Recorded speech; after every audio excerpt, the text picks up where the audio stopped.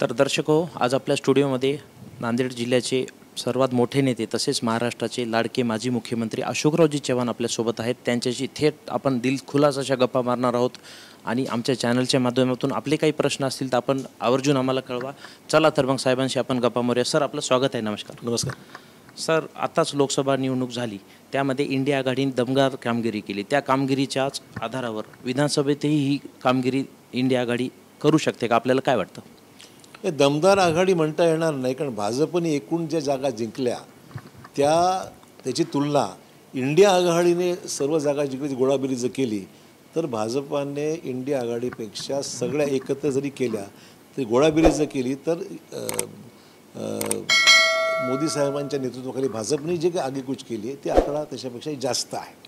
त्यामुळे दमदार आगेकूच म्हणता येणार नाही।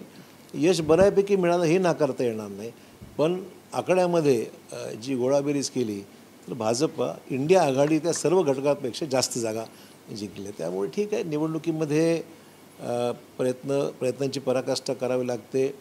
लोकांची काय कल आहे, लोकांच्या काय अपेक्षा आहेत, ते सर्व पाहूनच निर्णय इलेक्शन होतं। आणि म्हणून मला वाटतं की आज सत्ता तिसरी वेळ मोदी साहेबांच्या नेतृत्वाखाली देशामध्ये आज केंद्र सरकार आलेलं स्थापित झालेलं आहे आणि एक रेअर ऑपॉर्च्युनिटीला म्हणू आपण, म्हणजे पंडित जवाहरलाल नेहरू नंतर ही हा पहिलाच दुसरा प्रसंग आहे की ज्यावेळेस देशाला तिसरी वेळ तोच पंतप्रधान यावेळेस मिळतो। म्हणजे थर्ड टाईम आहे की नरेंद्र मोदी या देशाचे पंतप्रधान झालेले आहे।